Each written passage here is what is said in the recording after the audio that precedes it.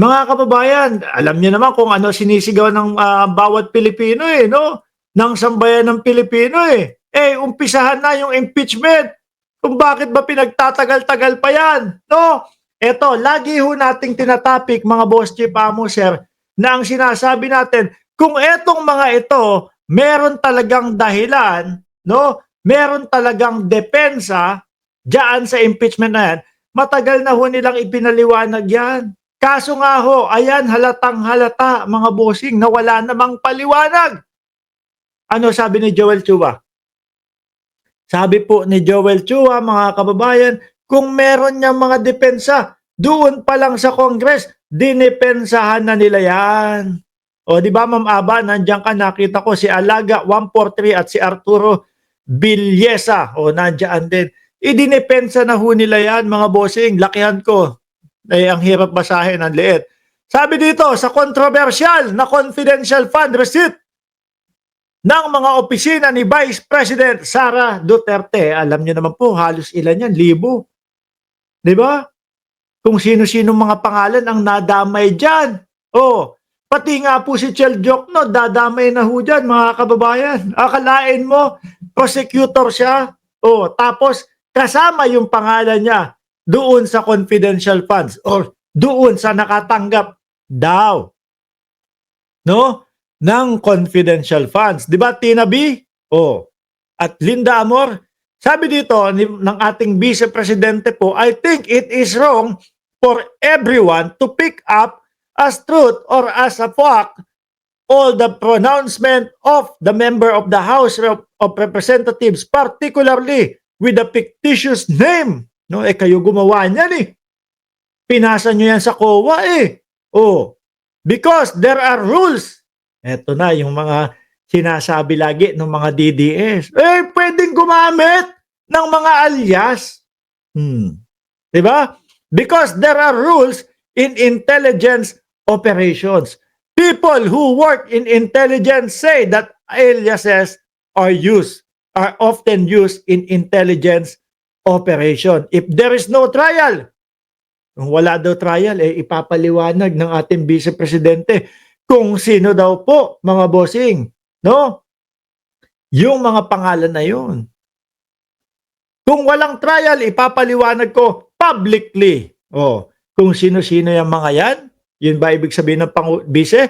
Or kung bakit alias lang ang kanilang ginamit, baka yun ang ipapaliwanag. Pero mga kababayan, malinaw naman po ang sinasabi dyan eh, pwedeng gumamit ng alias.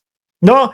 Kaya lang, syempre, ito naman pong COA, hindi naman po kalaban ng gobyerno yan, mga bossing. Oh.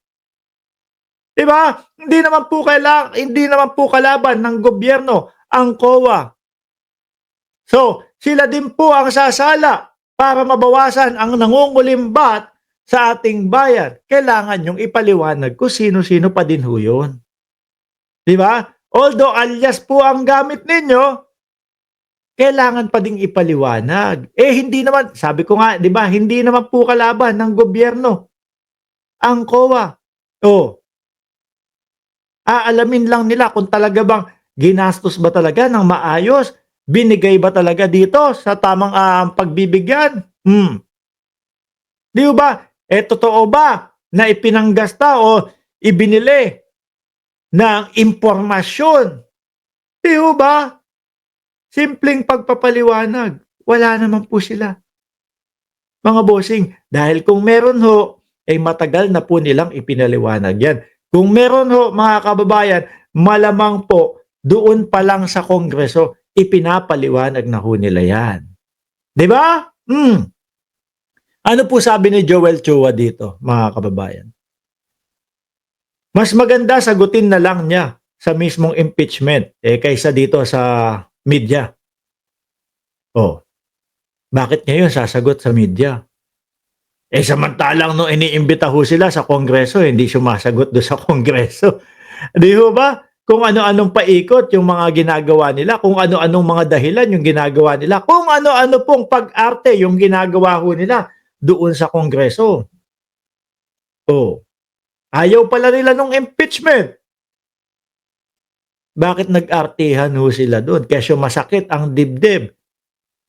Oh, Eh kung ipinaliwanag nila yun, baka po pag naintindihan pa natin, mga boss chief sir, tayo pa mismo ang magpapaliwanag sa mamamayang Pilipino. Tayo pa ang magsasabi, nako, hindi po totoo yung yung mga sinasabi nila kay Sara Duterte na nagnakaw. Tayo magpapaliwanag nun.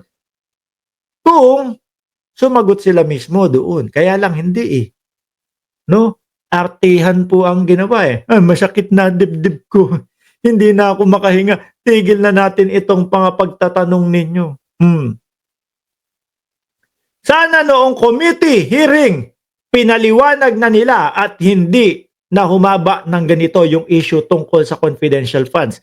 Which is, yan ho yung ating sinasabi lagi, mga kababayan. Kung etong mga ito, meron pong depensa, malamang sa alamang po nung mga hearing pa lang po sa Congress, inilatag na nila yan.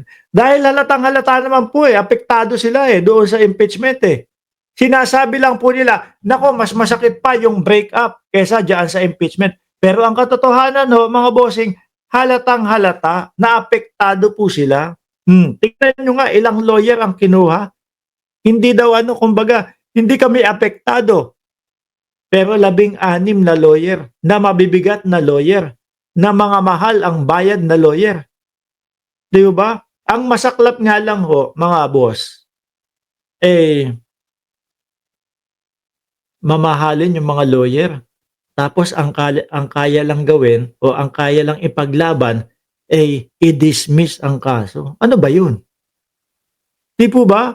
Dapat sa mga presyong ganun, yung mga presyuhan na ganun, mga bossing, kasama na dun yung paglilinis ng pangalan mo Di ba? Hindi mo hahayaan na maiwan sa ere yung kliyente mo. Yung tipo bang, ang sinasabi ditong maiwan sa ere yung pangalan ng kliyente mo, oo nga, nahinto, na-dismiss yung impeachment. Kaya lang, ang taong bayan, iniisip pa din, nagnakaw ang vice-presidente. Kasi, walang naidepensa. No, na-dismiss man nila, mga kababayan, mga boss chief sir, kaya lang po, sa ngalan ng teknikalidad. Hindi po talagang nasagot mismo na hindi nagnakaw ang vice-presidente. Sabi ni Ma'am Libra October, they are very much affected at ang mahirap, wala silang pera. Kaya napakarami nilang, marami silang pera. No? Madami silang pera. Biruin mo, Koopman pa lang, doon kay dating Pangulong Duterte, nag-uumapaw na. Magkano? 150 million per month? Tapos ito, yung sa mga local version ng mga lawyer. Magkano? 40 milyones kada isa. Hindi pa ho apektado yan, ha? Mas masakit pa ho yung yung break up kesa dyan, di ba? Ramjay, Negros Island. Mas masakit pa daw ho yung break up kesa ho dyan. Pero, nung eto na, meron ng impeachment, kapag lumusot sa Senado, may 16 lawyer pa ako na depensa. Di ho ba? Tayo nagtataka na tayo sa Senado, mga kababayan. Bakit to? Biruin mo, prosecutor, ready. Tapos ang sinasabi ni Inday Sara Duterte, kasama nung mga lawyer niya, ready na din po sila. Pero sa Senado po, parang makikinig lang papakinggan. Tapos, tsaka huhusga.